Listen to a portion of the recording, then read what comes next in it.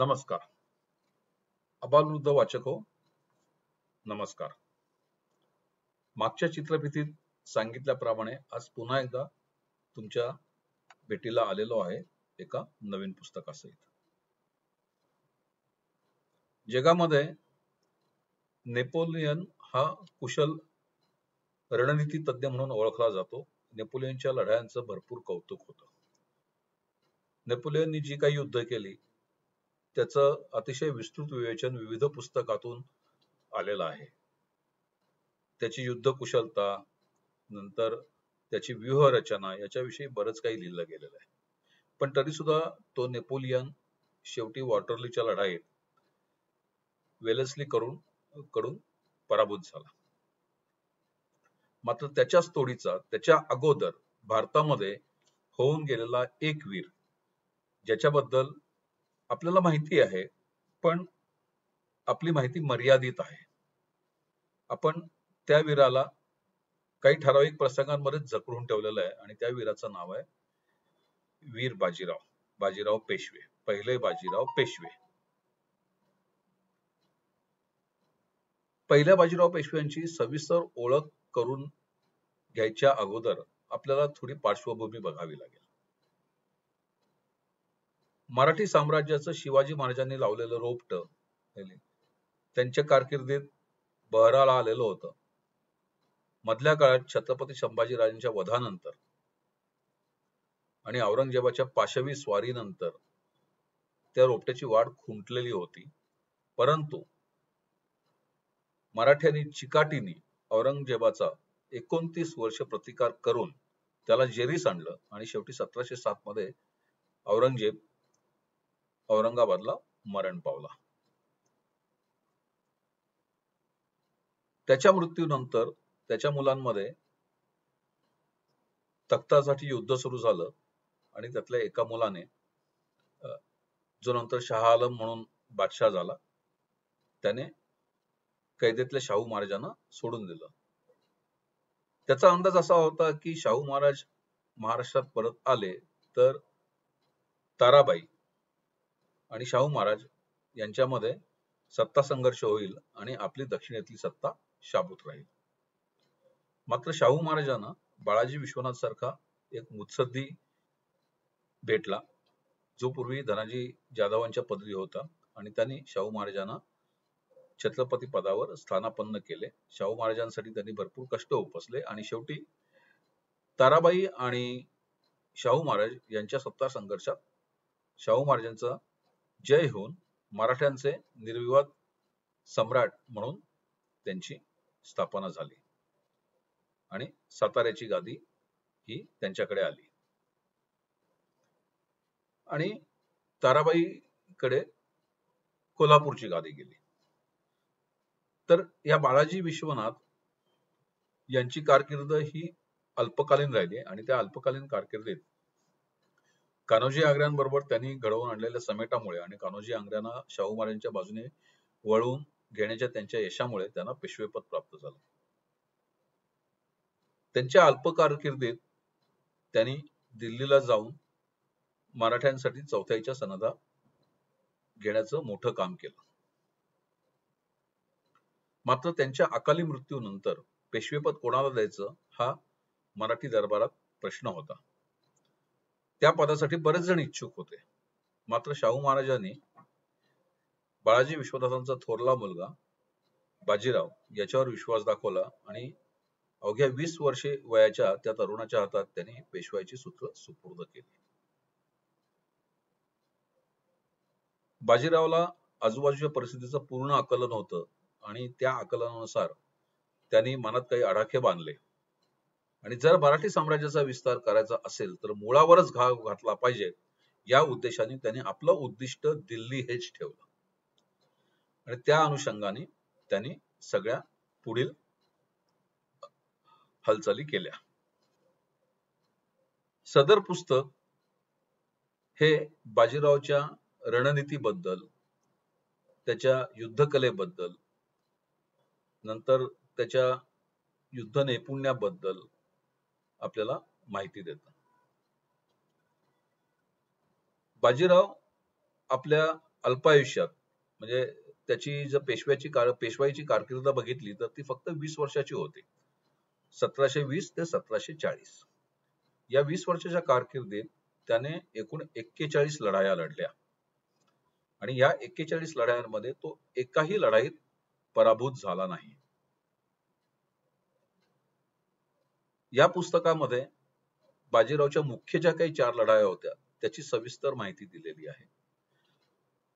या लढ्यांमध्ये महत्वाच्या लढाया कुठल्या होत्या तर मुंगी शेगाव ही पहिली लढाई, डभोईची लढाई, नंतर छत्रसालासाठी मोहम्मद बंगश बरोबर गेलेली लढाई आणि नंतर पालखेडची निजामाबरोबरची लढाई की जिचा उल्लेख हा जागतिक युद्धशास्त्राच्या पुस्तकांमध्ये आवर्जून केला जातो.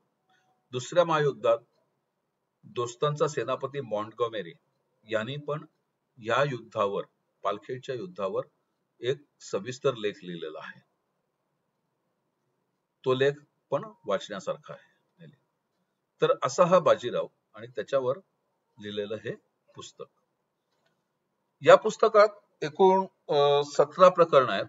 म्हणजे लेखकाचं मनोगत सोडून लेखकाला हे पुस्तक का लिहावंसं वाटलं हे त्यांनी मनोगतामध्ये अतिशय सुंदर रीतीने मांडलेलं आहे. म्हणजे ते वाचण्यासारखं आहे की त्यांनी सांगितलं की शिवाजी महाराजांच्या पर्यंत आपला जो इतिहास होता तो साधारणपणे पराभूतांचा इतिहास होता. म्हणजे जरी विविध ठिकाणी विविध लोकांनी इस्लामी सत्तांविरुद्ध झुंज दिलेली असली तरी सुद्धा त्याची परिणती पराभवामध्ये झालेली होती आणि त्याच्यामुळे आपला मानभंग झालेला होता. संपूर्ण हिंदू समाजाचा मानभंग झालेला होता. आपण गुलाम म्हणूनच जन्माला आलेलो आहोत अशी भावना लोकांमध्ये रूढ व्हायला लागलेली होती. मात्र शिवाजी राजांनी ती भावना मोडीत काढली आणि मराठे पण काही कमी नाहीत, आपण पण काही कमी नाही, आपण काही करू शकतो आणि हिंदूंचं पुनरुत्थान शिवाजी महाराजांनी त्यांच्या प्रयत्नाने घडवून आणलं. बाजीराव या प्रयत्नातली पुढली कडी होती. बाजीरावाने अगोदरच ओळखलं की जर मोगलांचा प्रभाव पूर्ण भारतभरातून नाहीसा करायचा असेल तर मुळात दिल्लीची मुख्य सत्ता ही खिळखिळी केली पाहिजे आणि त्याप्रमाणे त्यांनी आपले डावपेच आखले. आता या डावपेचांमध्ये तो कसा यशस्वी झाला तर याचं कारण होतं की त्याची द्रुतगती युद्धनीती. आपण दुसऱ्या महायुद्धात हिटलरने वापरलेल्या युद्धनीतीबद्दल ऐकू, ब्लिट्झक्रीग हा शब्द सगळ्यांनी ऐकलेला असेल.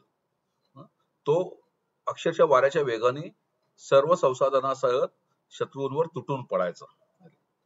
बाजीरावनी तेच केलं. बाजीरावचं घोडदळ हे अतिशय निष्णात, नावाजलेलं आणि मोठमोठ्या मजला मारण्यात फार तरबेज होतं आणि त्या जोरावर बाजीरावने आपल्या शत्रूंना दमवलं. तर पुन्हा आपण पुस्तकाकडे वळूया. तर या पुस्तकामध्ये जसं मी म्हणालो तसं एकूण 17 प्रकरण आहेत. तर ती जी प्रकरणं जी आहेत तर ती अशी आहेत की पहिल्यांदा मुळात लेखकाच्या मनोगताबद्दल मी बोललेलोच आहे. नंतर उपोद्घात म्हणजे मराठी सत्तेचा उत्कर्ष कसा झाला, नंतर निजाम आणि बाजीरावांचे संबंध कसे होते, कारण निजाम हा बाजीरावचा मुख्य शत्रू होता. त्याच्यानंतर बाजीरावचे पत्र व्यवहार, नंतर मोगलांची युद्धनीती आणि बाजीरावच्या वेळेला मोगलांची परिस्थिती कशी होती, नंतर शिवाजी आणि बाजीराव यांची तुलना मुख्यतः युद्धनीती संदर्भात ही काही प्रकरण आहेत. तसंच बाजीरावने केलेली कर्नाटकच्या मोहिमा, नंतर बाजीरावच्या मोहिमांमधली सर्वात महत्वाची मोहीम म्हणजे पालखेडची मोहीम की जिथे बाजीरावकडे फक्त घोडदळ होतं आणि निजामाकडे सुसज्ज तोफखाना, म्हणजे तेव्हा निजामाचा तोफखाना हा अख्ख्या भारतामध्ये उत्कृष्ट समजला जायचा. त्याच्याकडे 600 लहान मोठ्या तोफा होत्या. तर त्याच्या तोफखान्याला वेगळं ठेवून त्याला बरोबर कोंडीत पकडून त्याचा पाणी पुरवठा तोडून बाजीरावने त्याला कसं जेरीस आणलं आणि ते सुद्धा स्वतःच्या पाठलागावर यायला त्याला भाग पाडलं. तर हे सगळं विवेचन या प्रकरणात अतिशय उत्कृष्ट रीतीने केलेलं आहे. नंतर बाजीरावचं दुसरं वैशिष्ट्य म्हणजे कसं आहे की बाजीरावनी आपले वारसदार म्हणजे राजकीय वारसदार हे अतिशय चांगल्या रीतीने किंवा युद्धातले वारसदार अतिशय चांगल्या रीतीने निर्माण केले. त्यांनी पारंपरिक सरदारांना बाजूला सारून शिंदे होळकरांसारख्या पराक्रमी सरदारांना संधी प्राप्त करून दिल्या आणि त्यांना त्यांच्या मदतीने आपलं साम्राज्य दिल्लीपर्यंत पोहोचवलं. तर याच्यामध्ये मराठी सरदार हा एक वेगळं प्रकरण आहे. तर त्याच्यामध्ये बाजीरावनी ज्यांना उपकृत केलं किंवा ज्यांना वरती आणलं अशा सरदारांची माहिती दिलेली आहे. नंतर माळवा आणि गुजरात मधल्या बाजीरावच्या मोहिमांबद्दलची माहिती या पुस्तकात दिलेली आहे. आता माळवा आणि गुजरात का महत्वाचे, तर गुजरात हा मुख्यतः छत्रपतींचे सेनापती दाभाडे यांच्या ताब्यात होता. मात्र दाभाडेंचं आणि पेशव्यांचं म्हणजे सेनापतींचं आणि पेशव्यांचं पटत नव्हतं. शाहू महाराजांनी बराच प्रयत्न केला दोघांमध्ये समेट घडवून आणायचा, परंतु तो यशस्वी झाला नाही. आणि नंतर दाभाड्यांची मजल इथपर्यंत गेली की त्यांनी मराठी साम्राज्याविरुद्ध शत्रूशी हातमिळवणी केली आणि साहजिकच याची परिणती पेशवे आणि सेनापती यांच्या युद्धात झाली आणि दुर्दैवाने त्याच्यामध्ये दाभाडे मारले गेले. गुजरात मधली मुघलांची सत्ता पूर्णपणे नाहीशी व्हायला थोडा वेळ लागला. याचं कारण पेशवे आणि सेनापतींमधला कलह हे होतं. अंततः जरी गुजरातची सत्ता दाभाड्यांकडे आणि नंतर त्यांचे जे उपसेनापती होते गायकवाड यांच्याकडे आली, तरी सुद्धा पेशव्यांचं गुजरातवर वर्चस्व हे थोड्याफार प्रमाणात राहिलेलंच होतं. नंतर पुढल्या याच्यामध्ये बाजीराव ज्याच्यासाठी ओळखला जातो किंवा छत्रसालचं जे प्रसिद्ध वचन प्रसिद्ध आहे की माझ्या मदतीला धावून ये, की जसा अंबरीषाच्या मदतीला गजेंद्र धावून आला तसं तू माझ्या मदतीला धावून ये, ओके, माझी लाज राख, असं छत्रसालनी बाजीरावाला विनंती पत्र पाठवलेलं होतं. जेव्हा मोहम्मद खान बगशनी छत्रसालला जेरीला आणलेलं होतं, त्याच्या किल्ल्याला वेढा दिलेला होता आणि बाजीराव हातातली सर्व कामं टाकून छत्रसालच्या मदतीला धावून गेला. आता छत्रसालची पार्श्वभूमी आपल्याला माहिती आहे. छत्रसालने जी स्फूर्ती घेतलेली होती ती शिवाजी महाराजांकडून घेतलेली होती आणि बुंदेलखंडामध्ये त्यांनी स्वतःचं राज्य स्थापन केलेलं होतं. तर अशा या राज्याच्या रक्षणासाठी छत्रपती शिवाजी महाराजांचा चेला बाजीराव धावून न गेला तरच नवल होतं. आता या स्वारीमध्ये बाजीरावला काय लाभ झाला, तर बुंदेलखंडचा 1/3 भाग ओके पेशव्यांच्या पदरात म्हणजे पर्यायाने मराठी साम्राज्याच्या पदरात आला. तसंच पन्ना येथील हिऱ्याच्या खाणींमधला मध्ये त्यांना वाटा मिळाला. तर मराठी साम्राज्याच्या दृष्टिकोनातून हा अतिशय फायदेशीर सौदा होता. आणि त्याचबरोबर बाजीरावनी एक सदिच्छा निर्माण केली तिथल्या छोट्या छोट्या राज्यकर्त्यांच्या मनामध्ये की मराठे तुमच्या मदतीला धावून येतील. जेव्हा तुमचा मुघलांबरोबर संघर्ष होईल तेव्हा मराठे तुमच्या पाठीशी आहेत, ही सदिच्छा बाजीरावने त्यांच्या मनात निर्माण केली. तर विविध प्रकरणामध्ये अशा तऱ्हेने जयंत साळगावकरांनी ही माहिती आपल्याला पुरवलेली आहे. तसंच बाजीरावच्या कोकणामधल्या मोहिमा, नंतर उत्तरेकडील भराऱ्यांचा टाळेबंद म्हणजे उत्तरेकडे त्यांनी कशा कशा भराऱ्या घेतल्या, त्यांनी सैन्याच्या हालचाली कशा केल्या, याचं उत्कृष्ट विवेचन या पुस्तकामध्ये केलेलं आहे. आता मुद्दा येतो तो नादिरशहाचा. आपल्याला सर्वांना माहिती आहे की नादिरशहाने दिल्लीवर साधारण 1740च्या सुमाराला स्वारी केलेली होती आणि त्याने दिल्ली अक्षरशः लुटून नेली. दिल्लीमध्ये कत्तल केली, भयंकर कत्तल केली आणि मोगलांचं जो मानबिंदू होता सुवर्ण सिंहासन आणि कोहिनूर हे दोन्ही तो घेऊन गेला. मात्र तो पुढे सरकला नाही कारण त्याला बाजीराव बद्दल माहिती होतं आणि त्याचबरोबर बाजीराव त्याच्या परिपत्याला निघाला, पण बाजीरावांनी पण अस्तेकदम धोरण ठेवलं. याचं कारण त्याला माहिती होतं की नादिरशाह हा कसलेला सेनापती आहे आणि शक्यतो बाजीरावला त्याला जेरीस आणायचं होतं. परस्पर युद्ध म्हणजे समोरासमोर युद्ध करायचं नव्हतं त्याच्याबरोबर आणि त्या दृष्टिकोनातनं बाजीराव आपली व्यूहरचना आखत होता. पण दुर्दैवाने रावेरखेडी येथे बाजीरावांचा मृत्यू झाला आणि नादिरशाह पण पुन्हा इराणला निघून गेला. त्याच्यामुळे हे प्रकरण तिथेच थांबलं. नंतर पुढे बाजीरावचं एकूण कर्तृत्व काय होतं, त्याचं व्यक्तिमत्व कसं होतं आणि त्याच्या कर्तबगारीचा ताळेबंद ही 2 महत्वाची प्रकरणे आहेत. आता याच्यामध्ये लेखकांनी बाजीरावच्या काही उणीवा पण सांगितल्या आहेत. म्हणजे अतिशय परखडपणे त्यांनी विवेचन केलेलं आहे आणि खरं तर तसंच व्हायला पाहिजे की आपल्याकडे जे इतिहास पुरुष आहेत किंवा इतिहासातले प्रसिद्ध व्यक्तिमत्व आहे त्यांचं परखडपणे विश्लेषण व्हायला पाहिजे. म्हणजे कोणालाही देवतेचा दर्जा देवाचा दर्जा देऊन ओके त्यांचं उदात्तीकरण करणं हे सोपं असतं. पण त्यांचं व्यक्तिनिष्ठ मूल्यमापन म्हणजे कुठल्याही प्रकारचं भेदभाव न करता केलेलं मूल्यमापन हे जास्त योग्य प्रकारे करता आलं पाहिजे. तरच आपल्याला त्या इतिहासाचा उपयोग आहे. नाहीतर मग उगाचच खोट्या अस्मितेपायी ओके आपल्यातच गट निर्माण होऊ शकतात आणि भांडणं होऊ शकतात. त्याच्यामुळे प्रत्येक ऐतिहासिक व्यक्तिमत्वाचं हे वस्तुनिष्ठ मूल्यमापन झालं पाहिजे. तर त्याचप्रमाणे या पुस्तकामध्ये लेखकांनी ते मूल्यमापन केलेलं आहे. त्यांनी सांगितलं की बाजीरावनी जरी राज्यविस्तार केला असला तरी त्या राज्याची व्यवस्था कशी लावायची, ती व्यवस्था लावणं ओके हे बाजीरावाला जमलं नाही. तसंच तहाचं राजकारण हे त्याला विशेष योग्य प्रकारे जमलं नाही, नाहीतर निजामाबरोबर त्याला 4 लढाया कराव्या लागल्या नसतात. तुम्हाला माहिती दाखल सांगतो की असंच मत प्रसिद्ध इतिहासकार त्र्यंबक शेजवलकरांनी मांडलेलं आहे. त्यांनी असं म्हटलेलं की मराठे नेहमी युद्धात जिंकायचे आणि तहात हारायचे. किंबहुना मराठे आपल्या शत्रूचा पूर्णपणे नायनाट कधीच करू शकले नाहीत किंवा त्यांनी केला नाही आणि त्याच्यामुळे त्यांना वारंवार त्याच शत्रूबरोबर पुन्हा पुन्हा युद्ध करावं लागायचं आणि त्याचा मराठ्यांच्या अर्थव्यवस्थेवर ताण पडला. असंच मत जयंत साळगावकरांनी या पुस्तकामध्ये मांडलेलं आहे. नंतर आणखी महत्वाचा मुद्दा म्हणजे मराठ्यांचं अर्थकारण.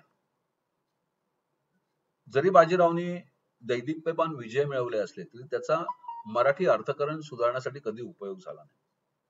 म्हणजे याच्या बाबतीत जर आपण त्यांची शिवाजी महाराजांबरोबर तुलना केली तर शिवाजी महाराज जेव्हा युद्ध करायचे तेव्हा युद्धातील आर्थिक लाभ हानीचा पण विचार व्यवस्थित करायचे आणि त्याच्यामुळे कमीत कमी संसाधनांच्या साह्याने ओके शिवाजी महाराजांनी आपले विजय मिळवले आणि जास्तीत जास्त स्वराज्याच्या पदरात काय पडू शकेल याचा नेहमी विचार केला.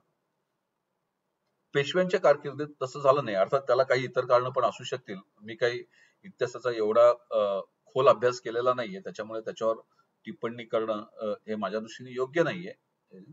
पण तरी सुद्धा साधारणपणे जर आपण पेशव्यांचा इतिहास बघितला तर बाजीराव पेशव्यापासून ते माधवराव पेशव्यांपर्यंत म्हणजे थोरल्या माधवराव पेशव्यांपर्यंत पेशव्यांवर सतत कर्ज असायचं आणि शेवटी दुसऱ्या बाजीरावच्या कारकिर्दीमध्ये पेशवे हे कर्जमुक्त झाले. तर अशा तऱ्हेने ह्या पुस्तकामध्ये बाजीरावचे 41 लढायांबद्दल पूर्ण माहिती नाहीये, पण 4 महत्वाच्या युद्धांबद्दल माहिती आहे. नंतर ब्रह्मेंद्र स्वामी, येसुबाई यांचा पण या पुस्तकामध्ये उल्लेख येतो की बाजीरावांनी त्यांना कसं सोडवून आणलं. नंतर ब्रह्मेंद्र स्वामींबरोबर त्यांचे संबंध कसे होते, कान्होजी आंग्र्यांबरोबर त्यांचे संबंध कसे होते. नंतर त्यांनी पोर्तुगीजांना आणि इंग्रजांना पण कसा शह दिला याचा पण या पुस्तकामध्ये अतिशय चांगलं विवेचन आहे. आता या पुस्तकामध्ये काही उणीवा पण आहेत. म्हणजे उदाहरणार्थ या पुस्तकामध्ये परिशिष्टांमध्ये महादेव गोविंद रानड्यांनी लिहिलेला एक मराठ्यांच्या पूर्ण राज्यतंत्राविषयी एक निबंध आहे. म्हणजे मराठ्यांकडे एक पद्धत होती की मराठी सरदार किंवा राज्यकर्ते हे रोजनामा लिहून ठेवायचे की काय घटना घडल्या, कुठल्या युद्धासाठी किती खर्च आला. म्हणजे जमा खर्चामध्ये मराठ्यांचं दप्तर अतिशय उत्कृष्ट होतं. म्हणजे त्यांचे फडणीशी ए, विभाग जो होता तो अतिशय तत्पर होता आणि तसंच माहिती संकलनाच्या बाबतीत पण मराठ्यांकडे उत्कृष्ट व्यवस्था होती. तर एका परिशिष्टामध्ये म्हणजे परिशिष्ट 6वं जे आहे त्याच्यामध्ये पेशव्यांच्या रोजनाम्याबद्दल महादेव गोविंद रानडे यांनी जो निबंध लिहिला आहे तो अतिशय वाचनीय आहे. त्याच्यामध्ये मराठ्यांची राज्यव्यवस्था कशी होती, त्याच्यामध्ये कल्याणकारी योजना कशा राबवल्या जायच्या, नंतर जर दुष्काळ वगैरे पडला असेल तर कशी सरकारकडनं मदत केली जायची आणि साधारणपणे कुठल्याही पद्धतीने रयतेला जाच होणार नाही अशा पद्धतीची ही राज्य पद्धती होती. याचा रानड्यांनी अतिशय आवर्जून उल्लेख केलेला आहे. नंतर बाकीची जी परिशिष्ट आहेत त्याच्यामध्ये मुंगी शेगावचा जो तह होता त्याची काही कलमं दिलेली आहेत.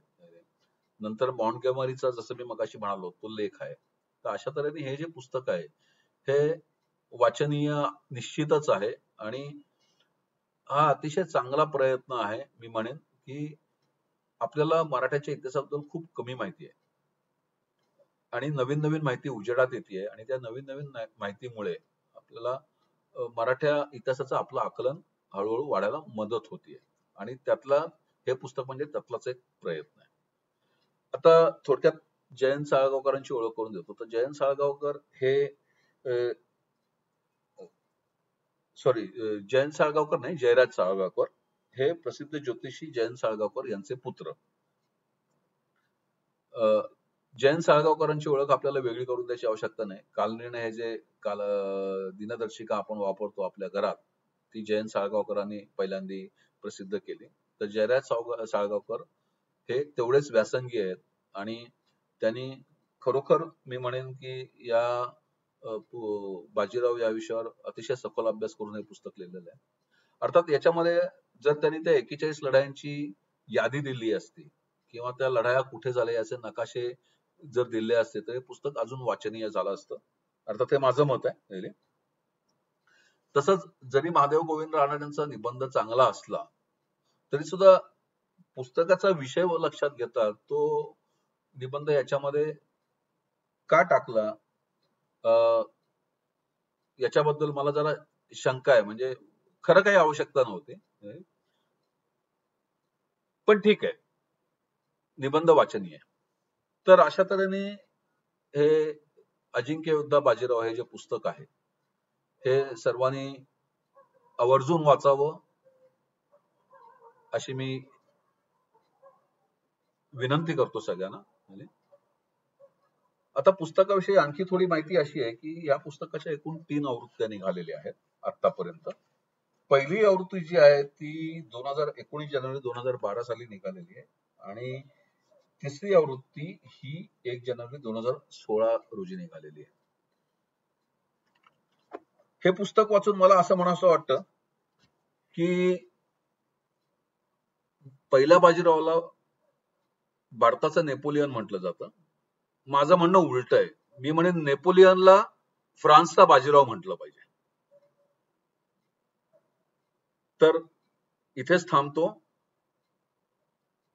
आवडलं तुम्हाला हा पुस्तकाचं विवेचन जर आवडलं असेल तर निश्चितच आपला अभिप्राय द्या. तसंच या वाहिनीचं सभासदत्व घ्या आणि आपला अभिप्राय निश्चित कळवा. त्याच्यामुळे मला पण प्रोत्साहन मिळेल आणि अशाच नवीन नवीन पुस्तकांसह मी तुमच्या भेटीला सतत येत राहीन. नमस्कार.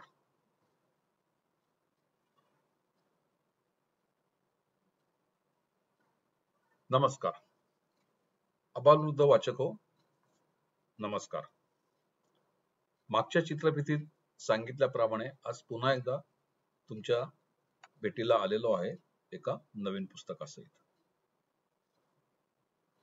जगामध्ये नेपोलियन हा कुशल रणनीती तज्ञ म्हणून ओळखला जातो. नेपोलियनच्या लढायांचं भरपूर कौतुक होतं. नेपोलियननी जी काही युद्ध केली त्याचं अतिशय विस्तृत विवेचन विविध पुस्तकातून आलेलं आहे. त्याची युद्ध कुशलता, नंतर त्याची व्यूहरचना याच्याविषयी बरंच काही लिहिलं गेलेलं आहे. पण तरी सुद्धा तो नेपोलियन शेवटी वॉटरलूच्या लढाईत वेलेस्ली कडून पराभूत झाला.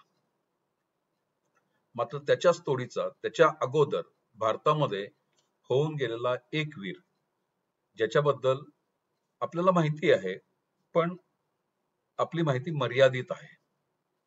आपण त्या वीराला काही ठराविक प्रसंगांमध्ये जपून ठेवलेलं आहे आणि त्या वीराचं नाव आहे वीर बाजीराव पेशवे, पहिले बाजीराव पेशवे.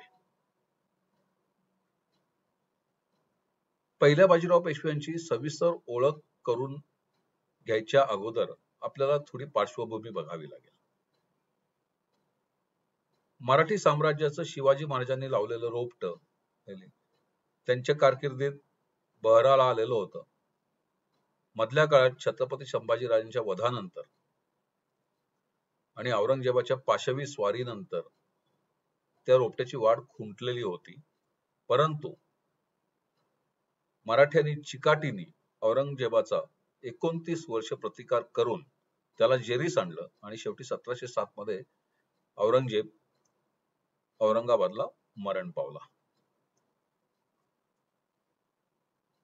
त्याच्या मृत्यूनंतर त्याच्या मुलांमध्ये तख्तासाठी युद्ध सुरू झालं आणि त्यातल्या एका मुलाने जो नंतर शाह आलम म्हणून बादशाह झाला, त्याने कैदेतल्या शाहू महाराजांना सोडून दिलं. त्याचा अंदाज असा होता की शाहू महाराज महाराष्ट्रात परत आले तर ताराबाई आणि शाहू महाराज यांच्यामध्ये सत्ता संघर्ष होईल आणि आपली दक्षिणेतली सत्ता शाबूत राहील.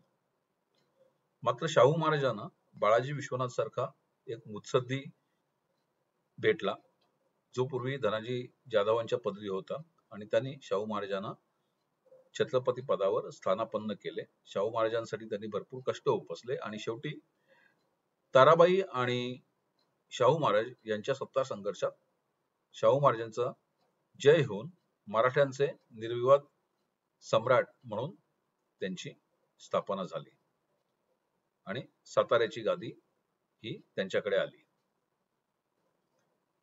आणि ताराबाईकडे कोल्हापूरची गादी गेली. तर या बाळाजी विश्वनाथ यांची कारकीर्द ही अल्पकालीन राहिली आणि त्या अल्पकालीन कारकिर्दीत कान्होजी आंग्र्यांबरोबर त्यांनी घडवून आणलेल्या समेटामुळे आणि कान्होजी आंग्र्यांना शाहू महाराजांच्या बाजूने वळवून घेण्याच्या त्यांच्या यशामुळे त्यांना पेशवेपद प्राप्त झालं. त्यांच्या अल्प कारकिर्दीत त्यांनी दिल्लीला जाऊन मराठ्यांसाठी चौथाईच्या सनदा घेण्याचं मोठं काम केलं. मात्र त्यांच्या अकाली मृत्यूनंतर पेशवेपद कोणाला द्यायचं हा मराठी दरबारात प्रश्न होता. त्या पदासाठी बरेच जण इच्छुक होते. मात्र शाहू महाराजांनी बाळाजी विश्वनाथांचा थोरला मुलगा बाजीराव याच्यावर विश्वास दाखवला आणि अवघ्या 20 वर्षे वयाच्या त्या तरुणाच्या हातात त्यांनी पेशवाईची सूत्र सुपूर्द केली.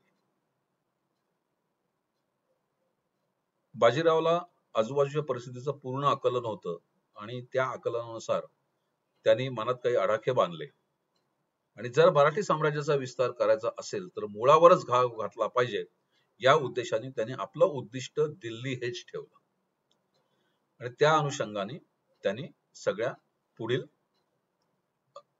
हालचाली केल्या.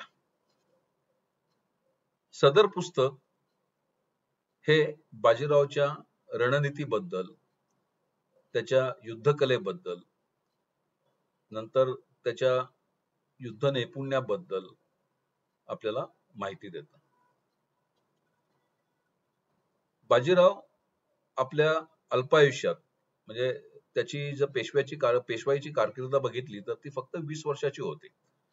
1720 ते 1740 या 20 वर्षाच्या कारकिर्दीत त्याने एकूण 41 लढाया लढल्या आणि या 41 लढायांमध्ये तो एकाही लढाईत पराभूत झाला नाही. या पुस्तकामध्ये बाजीरावच्या मुख्य ज्या काही 4 लढाया होत्या त्याची सविस्तर माहिती दिलेली आहे. या लढ्यांमध्ये महत्वाच्या लढाया कुठल्या होत्या तर मुंगी शेगाव ही पहिली लढाई, डभोईची लढाई, नंतर छत्रसालासाठी मोहम्मद बंगश बरोबर गेलेली लढाई आणि नंतर पालखेडची निजामाबरोबरची लढाई की जिचा उल्लेख हा जागतिक युद्धशास्त्राच्या पुस्तकांमध्ये आवर्जून केला जातो.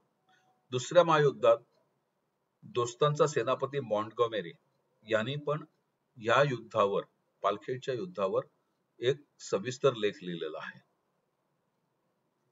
तो लेख पण वाचण्यासारखा आहे. तर असा हा बाजीराव आणि त्याच्यावर लिहिलेलं हे पुस्तक. या पुस्तकात एकूण 17 प्रकरण आहेत. म्हणजे लेखकाचं मनोगत सोडून. लेखकाला हे पुस्तक का लिहावंसं वाटलं हे त्यांनी मनोगतामध्ये अतिशय सुंदर रीतीने मांडलेलं आहे. म्हणजे ते वाचण्यासारखं आहे की त्यांनी सांगितलं की शिवाजी महाराजांच्या पर्यंत आपला जो इतिहास होता तो साधारणपणे पराभूतांचा इतिहास होता. म्हणजे जरी विविध ठिकाणी विविध लोकांनी इस्लामी सत्तांविरुद्ध झुंज दिलेली असली तरी सुद्धा त्याची परिणती पराभवामध्ये झालेली होती आणि त्याच्यामुळे आपला मानभंग झालेला होता.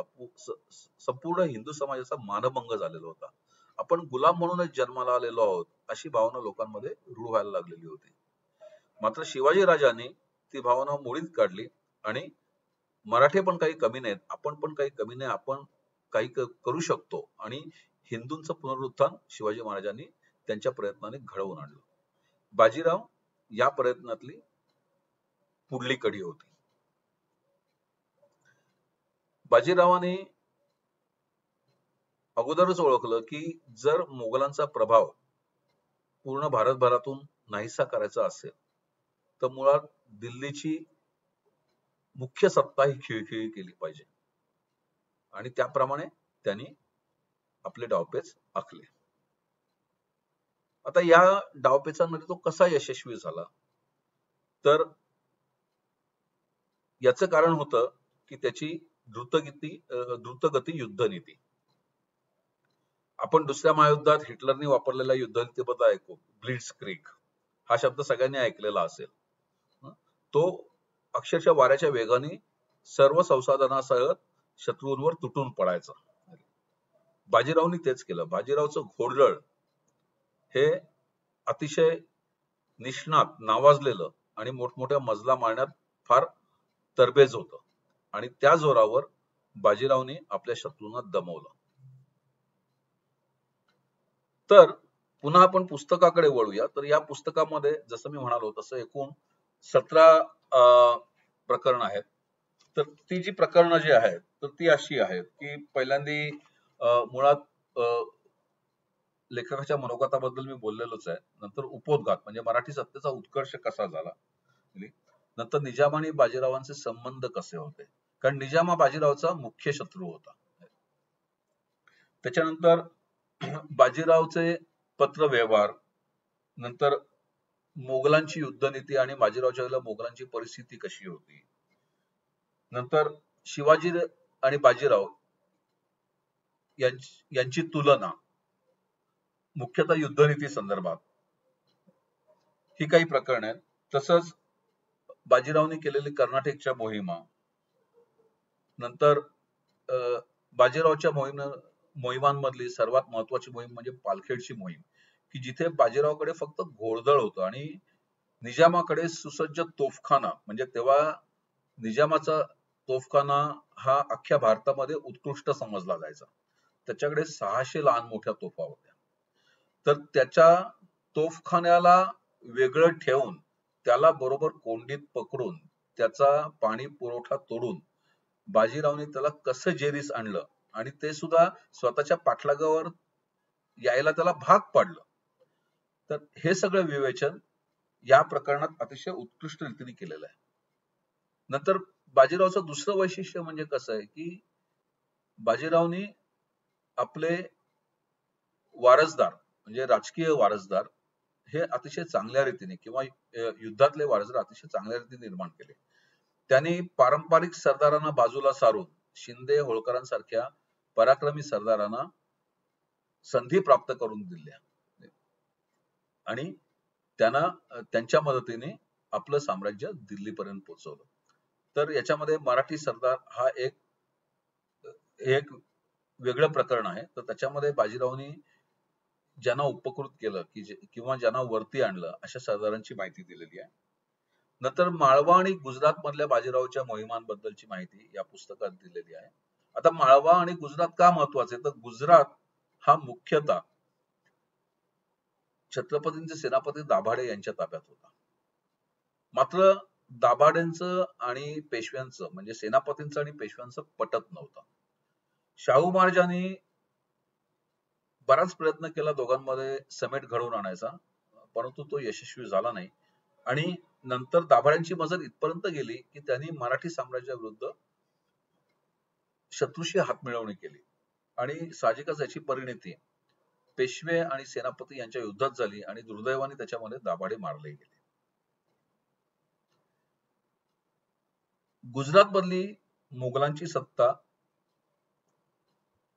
पूर्णपणे नाहीशी व्हायला थोडा वेळ लागला. याचं कारण पेशवे आणि सेनापतींमधला कलह हे होतं. अंततः जरी गुजरातची सत्ता दाभाड्यांकडे आणि नंतर त्यांचे जे उपसेनापती होते गायकवाड यांच्याकडे आली, तरी सुद्धा पेशव्यांचं गुजरातवर वर्चस्व हे थोड्याफार प्रमाणात राहिलेलंच होतं. नंतर पुढल्या याच्यामध्ये बाजीराव ज्याच्यासाठी ओळखला जातो किंवा छत्रसालचं जे प्रसिद्ध वचन प्रसिद्ध आहे की माझ्या मदतीला धावून ये, की जसा अंबरीषाच्या मदतीला गजेंद्र धावून आला, तसं तू माझ्या मदतीला धावून ये, ओके, माझी लाज राख, असं छत्रसालनी बाजीरावाला विनंती पत्र पाठवलेलं होतं. जेव्हा मोहम्मद खान बगशनी छत्रसालला जेरीला आणलेलं होतं, त्याच्या किल्ल्याला वेढा दिलेला होता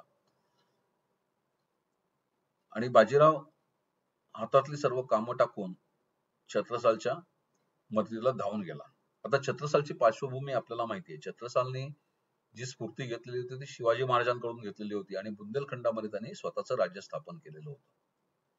तर अशा या राज्याच्या रक्षणासाठी छत्रपती शिवाजी महाराजांचा चेला बाजीराव धावून न गेला तरच नवल होतं.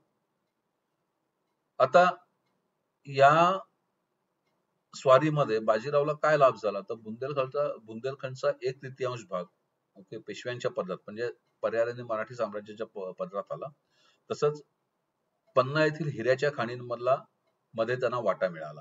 तर मराठी साम्राज्याच्या दृष्टिकोनातून हा अतिशय फायदेशीर सौदा होता. आणि त्याचबरोबर बाजीरावनी एक सदिच्छा निर्माण केली तिथल्या छोट्या छोट्या राज्यकर्त्यांच्या मनामध्ये की मराठे तुमच्या मदतीला धावून येतील.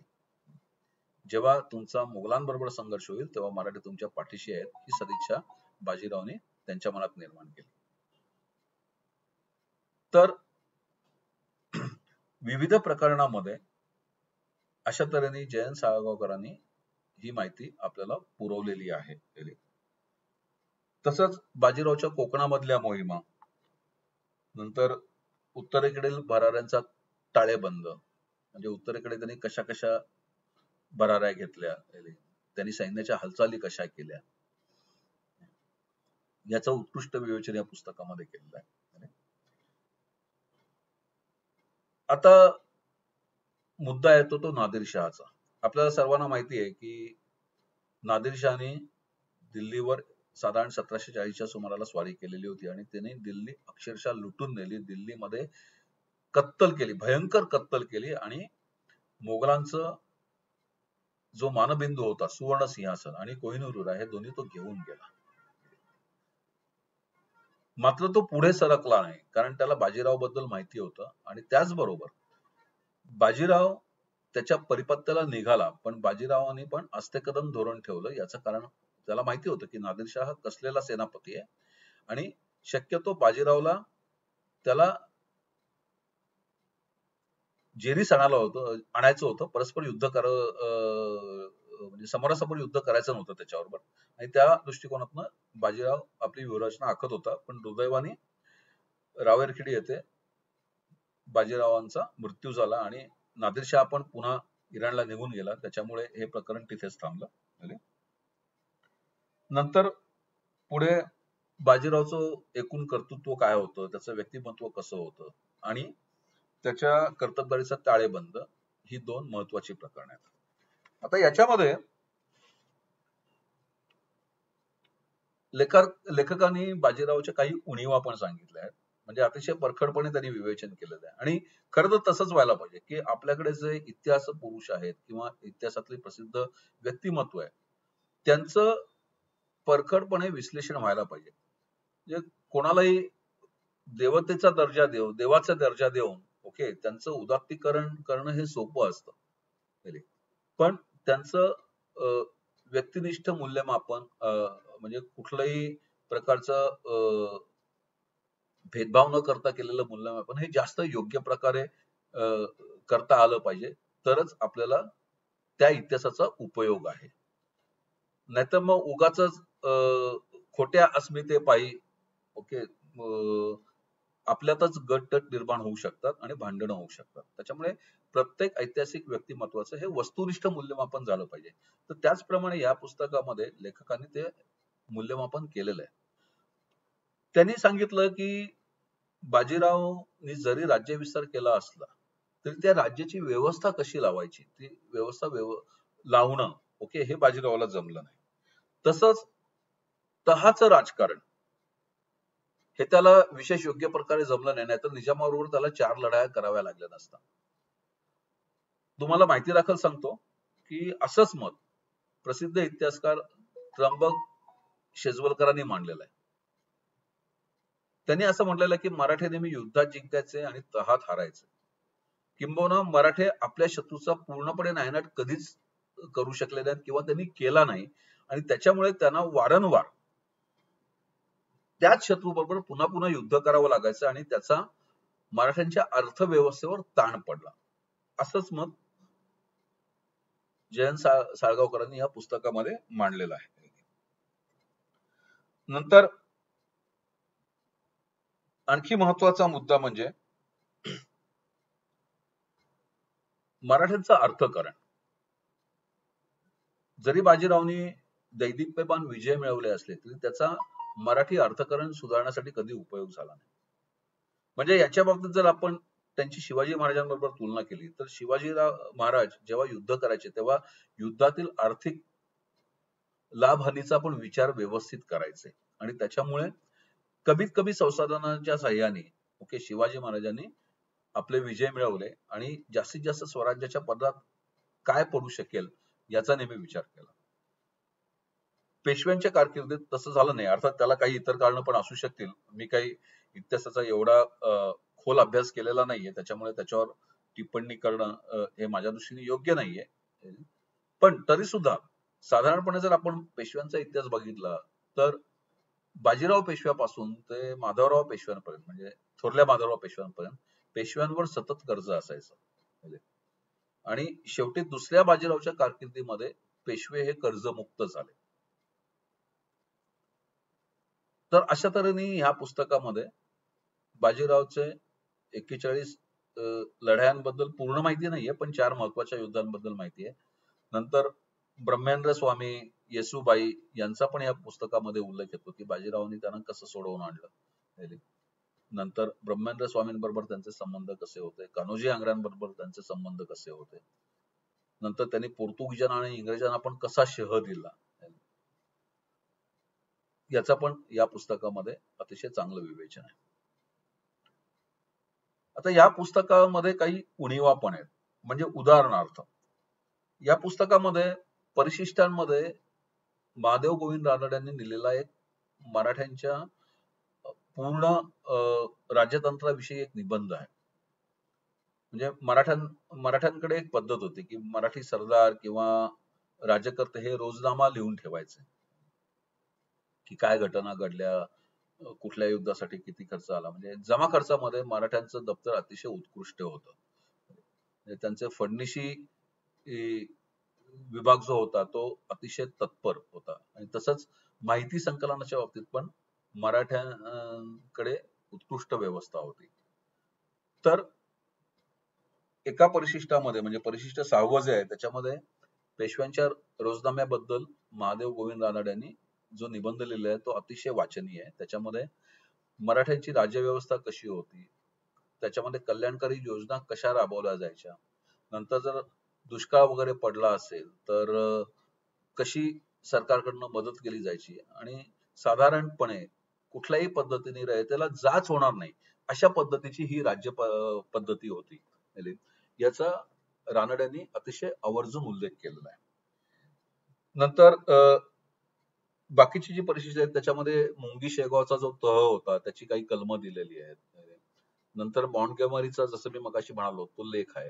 तर अशा तऱ्हेने हे जे पुस्तक आहे हे वाचनीय निश्चितच आहे आणि हा अतिशय चांगला प्रयत्न आहे. मी म्हणेन की आपल्याला मराठ्याच्या इतिहासाबद्दल खूप कमी माहिती आहे आणि नवीन नवीन माहिती उजेडात येते आणि त्या नवीन नवीन माहितीमुळे आपल्याला मराठा इतिहासाचं आपलं आकलन हळूहळू वाढायला मदत होतीये आणि त्यातला हे पुस्तक म्हणजे त्यातलाच एक प्रयत्न आहे.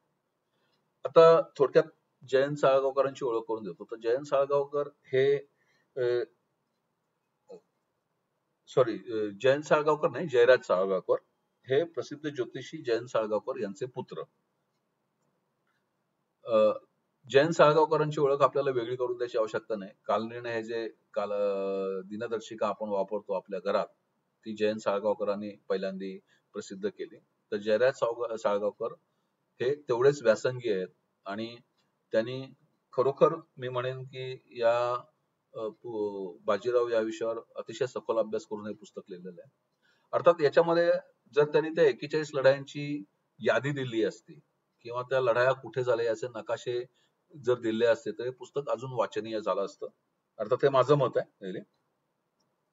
तसंच जरी महादेव गोविंद रानडेंचा निबंध चांगला असला तरी सुद्धा पुस्तकाचा विषय लक्षात घेता तो निबंध याच्यामध्ये का टाकला याच्याबद्दल मला जरा शंका आहे. म्हणजे खरं काही आवश्यकता नव्हती, पण ठीक आहे, निबंध वाचनीय. तर अशा तऱ्हेने हे अजिंक्य योद्धा बाजीराव हे जे पुस्तक आहे हे सर्वांनी आवर्जून वाचावं अशी मी विनंती करतो सगळ्यांना.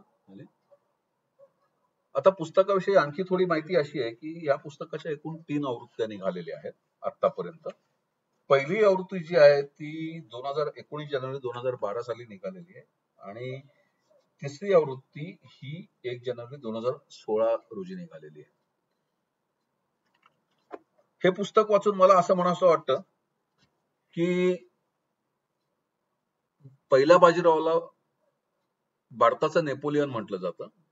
माझं म्हणणं उलट आहे. मी म्हणेन नेपोलियनला फ्रान्सचा बाजीराव म्हटलं पाहिजे. तर इथेच थांबतो. आवडलं तुम्हाला हा पुस्तकाचं विवेचन जर आवडलं असेल तर निश्चितच आपला अभिप्राय द्या. तसंच या वाहिनीचं सभासदत्व घ्या आणि आपला अभिप्राय निश्चित कळवा. त्याच्यामुळे मला पण प्रोत्साहन मिळेल आणि अशाच नवीन नवीन पुस्तकांसह मी तुमच्या भेटीला सतत येत राहीन. नमस्कार.